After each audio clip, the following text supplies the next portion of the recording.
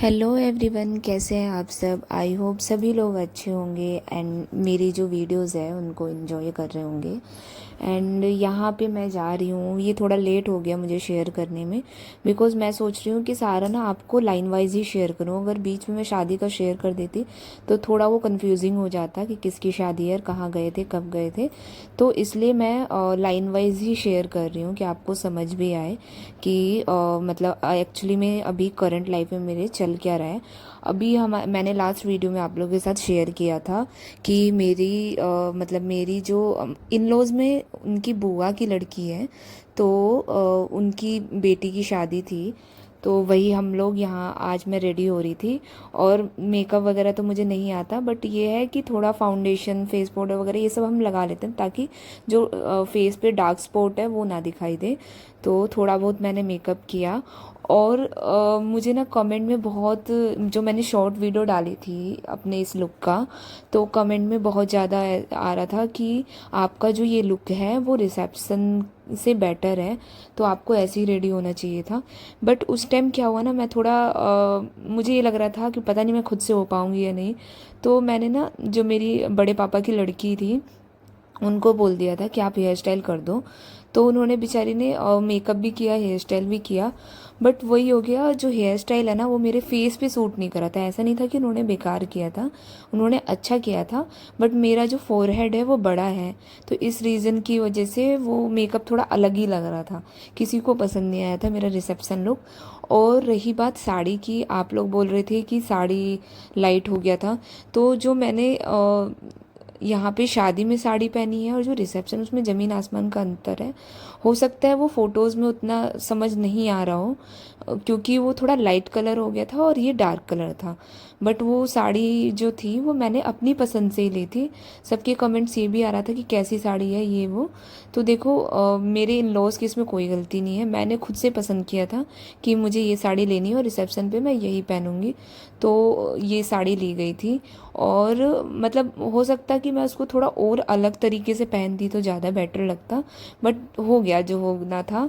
और रही बात लहंगे की, लहंगा मैंने इसलिए नहीं पहना था क्योंकि लहंगा काफ़ी हैवी हो जाता और गर्मी का टाइम था और इतनी गर्मी हो रही है गांव में, तो फिर कैसे मैं कैरी करती। तो मैंने सोचा कि साड़ी सही रहेगी, आखिर में घूंघट करना ही है तो साड़ी सही रहेगा, तो इसीलिए मैंने वेयर किया था।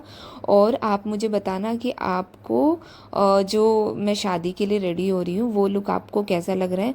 मुझे मेकअप तो नहीं आता बट थोड़ा बहुत मैं कर लेती हूँ, तो वो आप बताना कि आपको मेरे फेस पे वो सूट कर रहे हैं नहीं हेयर स्टाइल। एंड मेरी एंड तक वीडियो देखना एंड इन्जॉय करना, और चैनल पे नए हैं तो चैनल को सब्सक्राइब ज़रूर करना। Okay guys, bye bye. और यहाँ मैं हो गई रेडी, और जो साड़ी थी वो मैंने रिकॉर्ड नहीं किया था, मैंने नहीं, दीदी ने ही पहनाया था। पता नहीं, मैं खुद से ना साड़ी पहन ही नहीं पा रही हूँ। वैसे घर पे मैं लपेट लेती थी, मतलब ट्राई जब करती थी तो, बट प्लेट्स ना बन नहीं पा रही हैं, बाकी सब हो जाता है मेरे से। तो दीदी ने बोला था कि तुम बाकी सब कर लेना, साड़ी की बात रही तो वो मैं आके पहना दूँगी। तो दीदी ने आके मुझे साड़ी पहनाई थी। और जो मेरे हस्बैंड हैं उनका कुछ और था प्लान कि कुछ और पहनेंगे, बट उनको एक मरून शर्ट मिल गया, उन्होंने बोला कि यही पहन लेते हैं, मैचिंग मैचिंग दोनों हो जाएंगे। आप लोग बताना कि हम दोनों इस लुक में कैसे लग रहे हैं, एंड मेरा मेकअप कैसा लग रहा है वो ज़रूर आप कमेंट में बताना। एंड ऐसे ही आप मेरी वीडियोस को प्यार देना खूब सारा, और लाइक और शेयर ज़रूर करना।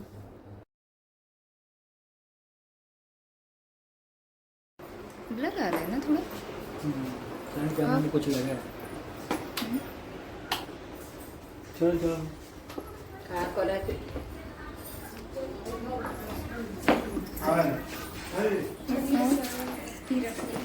ताला मारिए मां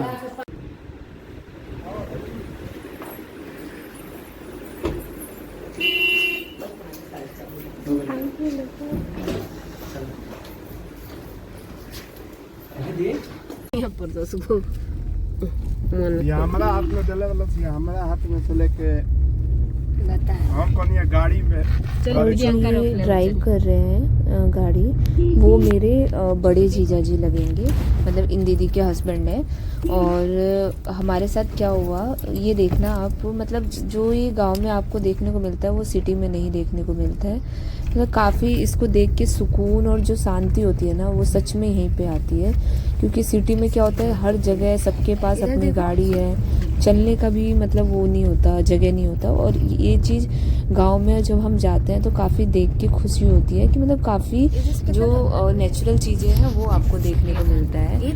और यहाँ पे हम लोगों के साथ क्या हुआ कि जैसे ही हम लोग निकले वहाँ पहुँच, सोचो हम लोग वहाँ पहुँच गए शादी में, तब हमें ध्यान आया कि जो हमें देना था, लेन देन में जो देते हैं ना लड़की को साड़ी वगैरह, तो वो जो देना था वो सब कुछ घर पे रह गया था।